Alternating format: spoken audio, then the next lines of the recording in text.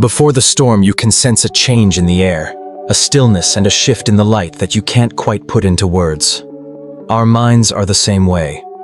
A mental health crisis doesn't usually happen all at once. It's not like a bolt of lightning from a clear sky. Most of the time, it's a gradual burn. We learn to disregard the soft, quiet words that come in waves. We can't stop them till they become a roar. We're not talking about the roar today. We are talking about the whispers. We are going to look at the first 6 indicators that someone is having a mental health crisis. These are not symptoms of weakness. They are signs. They are your mind's way of putting up a flare so you can see it before you become lost in the dark. Let's get started. First, your sleep will become odd. When our mental health is bad, one of the first things to go wrong is our sleep. Think of sleep as the time each night when you plug your brain in to refresh.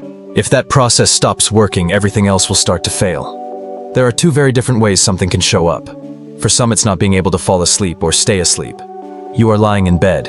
Your body is tired, but your mind is racing. It plays back conversations, worries about the future, and brings up things from the past. It's like attempting to shut down a computer that has too many programs running at once. You push the button, but nothing occurs. This isn't just a lousy night's sleep. This is a habit when you don't get any rest at night and wake up feeling more weary than when you went to bed. The night is the quietest time of day for you. For some people, the opposite is true. You get too much sleep. You always want to be in bed. Sleep stops being a way to rest and starts being a place to hide. It's a way to get away from the feelings, ideas, and responsibilities of being awake. You may sleep for 10, 12, or even more hours. But when you wake up, you still feel heavy and tired in a way that sleep can't help. This is because you aren't getting enough sleep. You are pulling back. If you can't sleep at 3 a.m. or 3 p.m., it's a sign that your relationship with sleep has changed in a big way. Your body is notifying you that the system is too full. It's one of the first and the last. 2. The world is quiet when you leave. Even the most reclusive people are sociable beings. We need to connect. So a strong early warning of a crisis is when you start to consciously move away from that relationship. This isn't simply about saying no to a party. It goes deeper than that. It's when you quit answering texts from folks you care about. It's when you feel like you have to lift 1,000 pounds just to make small talk. You start inventing reasons to skip family events that you used to like. The truth is that the energy needed for social connection is gone. When you're having a hard time inside, being joyful or normal for other people can feel like being in a play you didn't audition for. It's tiring. Every smile, every nod, and every "I'm fine, how are you?" It seems like a lie, and every lie takes away a little bit of your energy. So you choose to be alone. At first it could feel good, but over time this self-imposed solitude can turn into a cage. You begin to feel like no one remembers you. You can see how other people conduct their life on social media, and that makes you feel even worse about the awful belief that you're being left behind, that no one sees that you're gone. Being alone doesn't mean you're lonely. It's about feeling like no one sees you when you're with other people. Your mind is alerting you that it can't take the weight of pretending anymore when you start to choose to be alone because you think you have no other choice. Third, the colors in your world start to fade. Do you remember something you used to love? It could be playing a video game, listening to a certain type of music, painting, trekking, or even just making a favorite meal. Now picture doing that activity and not feeling anything. This is an indication of anhedonia, and it's a really scary one. It's when you stop being interested in or enjoying things you used to appreciate. It's not something you choose to do. It just happens. The songs you used to adore sound like noise now. The food you wanted tasted like cardboard. The activity that used to be fun now feels like work. The world starts to lose its color, literally. Your spectrum of emotions gets smaller. Things that would have made you joyful before don't even register now. Things that used to make you laugh now just get a weak, exhausted smile. It's a slow loss of the vitality in your life. This happens because the areas of your brain that control reward and motivation are running out. When you're really stressed out or upset, your brain goes into survival mode. When you're in survival mode, you don't have any energy left for happiness, pleasure, or curiosity. Your body is solely concerned with making it through the next hour or day. When you realize that the things that used to make you happy suddenly make you feel empty and chilly, it's a big sign. Your spirit is low on energy. 4. Your fuse gets shorter and shorter. When we think about mental health problems, we frequently think of crying and being unhappy. But most of the time it comes out as wrath, annoyance, and frustration. Do you ever become angry with a loved one for making a tiny mistake? When you're caught in traffic, do you get really angry? Do small problems like a poor internet connection or a lost set of keys make you angry easily? This extra irritability is an indication that your emotional strength is running low. Think of your patience like a cup of water. The glass is full for someone who has had enough sleep and is mentally stable.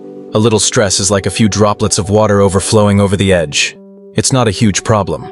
But when things start to go wrong, your glass is already empty. You don't have a buffer or a reserve. So even the tiniest thing that bothers you feels like a big personal attack. It's like being a live wire with the insulation taken off. A tiny touch can make a big spark. You're not becoming a terrible or angry person. Your nervous system is always on high alert. Your fight or flight response is working hard. Your brain thinks there are risks all around you even when there aren't any. You feel anxious, on edge, and ready to snap because of this constant state of internal alarm. Pay attention if you feel like your emotional skin has gotten thin and everything is getting beneath it. It's an indication that the pressure inside you is getting too high. 5. The mailbox and mirror are not used. Take a look around your own environment and at yourself. Not taking care of yourself and your basic tasks is a pretty clear sign that you are having an internal struggle. The world around you typically follows when your mind is busy. It can start out small. You might not shower for a day or two. The mound of dirty clothes can grow into a mountain. The dishes in the sink keep piling up, and the idea of washing them seems too hard. It's not because you're lazy or sloppy. It's a sign of severe executive dysfunction. The fundamental things you have to do to run a life, like cleaning, paying bills, and returning emails, suddenly seem like huge chores. Every task you don't do makes you feel more guilty and ashamed, which takes more energy and makes it much harder to get them done. It keeps going around and around. You feel horrible about yourself when you see the mess, and feeling bad about yourself makes it hard to get the energy to clean it up. This also applies to your work life. You can start missing deadlines, being late to work, or putting off tasks that used to be easy for you. Your performance goes down not because you don't care, but because the chaos inside you is taking up all the energy you need to pay attention to the outside world. It's a sign that you need help when you can't even take care of your own body and space. It's a way for your body to show that you're overwhelmed and can't handle it. You feel like a ghost in your own life. Number 6. This last sign is probably the most scary. It's a constant feeling of being disconnected or not being there. It's the feeling that you're not actually living your life. You feel like you're watching your life from a distance, like you're in a movie, and you're simply a spectator. You do things like wake up, eat, and talk to people, but you don't feel like you're really there for any of it. You can see your experience via a pane of glass. Sometimes it feels like your own feelings don't belong to you. You might know in your head that you should be sad or happy about something, but you just feel empty and numb. For a minute, your own reflection in the mirror could look strange. This is a way for your body to protect itself. The mind makes distance when reality is too hard or harsh. To get through the pain, it numbs the feelings and separates from the experience. It's a rather severe way to check out. This feeling of being disconnected may protect you for a short time, but it is very alienating. You don't feel connected to other people, your own body, or even yourself. It's a deep sense of being homeless inside. You have a body and a life, but none of it feels like it's really yours. Please note that if you feel like you're looking at the world through a fog, or that your own hands don't belong to you, this is a serious sign. It's your mind's last desperate effort to keep you safe by taking you out of the picture. What should we do with this information? The first and most important step is to notice these signals in yourself or in someone you care about. These symptoms don't mean you have bad character. They don't mean you failed. They are signs that your mind and body are under a lot of stress. They ask for compassion, not judgment. A call for a change of course, not for greater stress. It's not enough to just think positively or snap out of it to get back from this position. It's important to pay attention to these whispers. It's about paying attention to what they are saying. It's about getting in touch with someone, whether a friend, family member, or professional, and expressing the bravest thing you can: I'm not okay. Please like this video and subscribe to the channel if you liked it or think it could assist someone else. There will be more important information coming up. Your help lets us reach more people who may be feeling alone in their fight. I have a question for you now. I'd love to hear what one tiny action you do to check in with yourself in the comments below. It might be anything from a morning coffee routine to a quick walk, or even just 5 minutes of peace and quiet. Someone else might need to read your thought today. Thanks for watching. Look out for yourselves and each other.